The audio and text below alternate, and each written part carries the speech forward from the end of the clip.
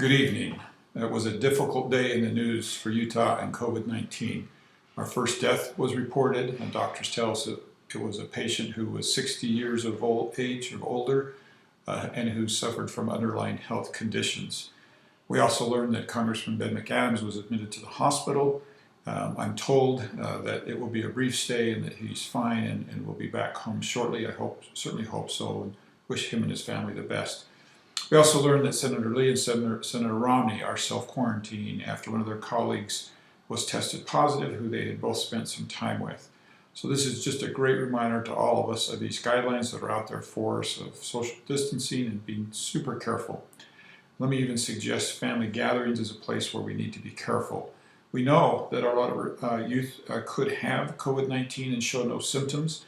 And as they rub shoulders and mingle with those who are in 60 years and older and have underlying conditions, it could be a bad recipe. So just a reminder to all of us to stay healthy and safe. Well, doctors in Italy are urging U.S. healthcare providers to embrace what they call community care, which in essence is that infected patients with mild symptoms stay home and don't risk infecting other people as they come into the healthcare system. If you're feeling any symptoms at all, please consult with your healthcare provider and see what their advice is. The Senate is considering a very large bill. They didn't get the vote on it they had hoped to have today, and we're all hoping that that comes very quickly. It's important and it's a strong signal to the markets and the economy. In just a real nutshell, the bill does contain income for individuals. It's $1,200 if you make less than $75,000, that's doubled to $2,400 and $150,000 income cap if you're filing jointly. There's money in the bill for small businesses. A lot of it comes in the form of grants for keeping employees, but there's also loans. And money for big business in the form of loans, and also giving banks more flexibility in how they restructure those loans.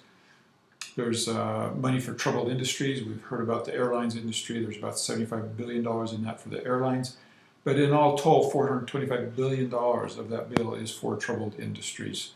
Money is set aside for healthcare, community healthcare centers, free testing, and our hospitals who will need some help after they have set aside so much elective surgeries, which is a large part of their income. Well, I happen to be thinking, and this is just an idea off the top of my head, but one for you to think about if you have resources, as I think about our businesses in Utah and in the district that need help and support. If you've got the resources, I'd love to see people plan a trip in Utah later in the year and book those hotels right now and maybe even pay in advance. I have no doubt that would be a big help to the hotels in our area, in our district.